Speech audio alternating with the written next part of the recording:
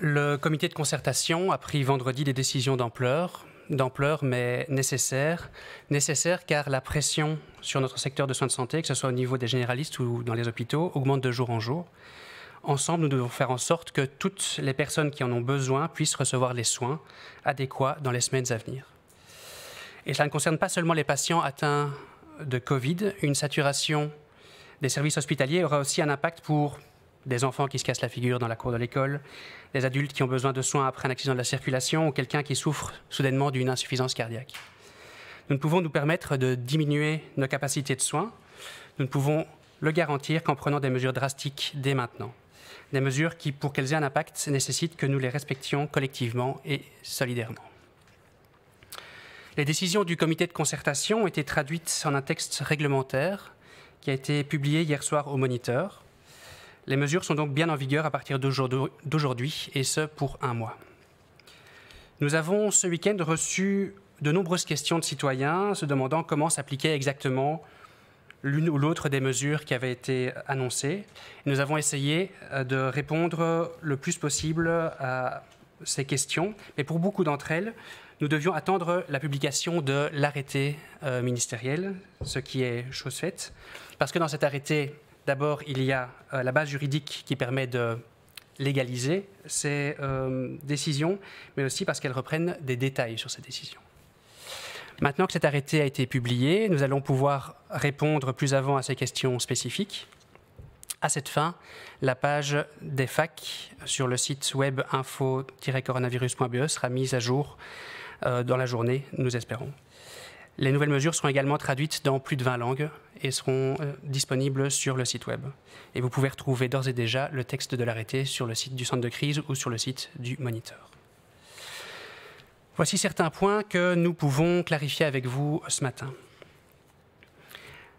Afin de lutter contre le virus, nous devons limiter nos contacts étroits à une seule personne. Cette personne ne fait pas partie des personnes avec lesquelles vous vivez. Et ce seul contact étroit est un choix individuel. Donc chaque membre du ménage a droit à ce contact, et ce contact est individuel.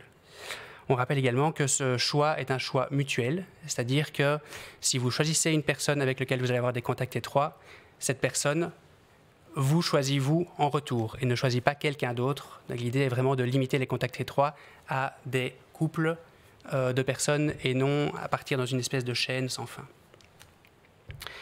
On peut avoir d'autres contacts que ce contact étroit. On peut par exemple accueillir 4 personnes à la maison, mais avec ces 4 personnes, on veillera à garder les distances d'1,50 m que nous connaissons. Une autre mesure qui a été annoncée pour les 4 semaines à venir, c'est les restaurants et les cafés qui ne peuvent plus accueillir de clients dans leur établissement. Cela s'applique également aux salles des fêtes et de réception, avec une exception toutefois pour les réceptions qui suivent des funérailles.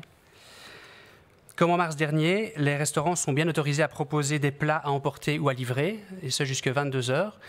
Et on compte sur vous pour les soutenir en faisant appel à leurs services. Ça sera très apprécié, je pense. Les hôtels et lieux d'hébergement peuvent rester ouverts. Il peut y avoir par unité d'habitation, comme à la maison, le ménage et 4 personnes supplémentaires en respectant les distances. Les services de restauration de ces hôtels peuvent également rester ouverts, mais uniquement pour servir les clients qui logent sur place. Concernant l'alcool, il peut être vendu après 20 heures, et cela vaut aussi évidemment pour les magasins qui sont ouverts au-delà de 20 heures. Et on pense par exemple aux night shops qui sont ouverts et qui peuvent ouvrir jusqu'à 22 heures. Enfin, le confinement nocturne prendra, lui, effet ce soir. Il est prévu entre minuit et 5 heures chaque jour de la semaine et pour les 4 semaines à venir. L'arrêté ministériel prévoit comme exception à ce confinement les déplacements liés à l'accès à des soins, évidemment, et puis les déplacements professionnels ou les déplacements domicile-lieu de travail. Ces mesures ne sont pas là pour nous contraindre inutilement. Ces mesures, elles sont là pour prendre soin de notre santé à tous. Et donc, quoi qu'il en soit, faisons preuve de bon sens et n'interprétons pas les mesures de manière créative.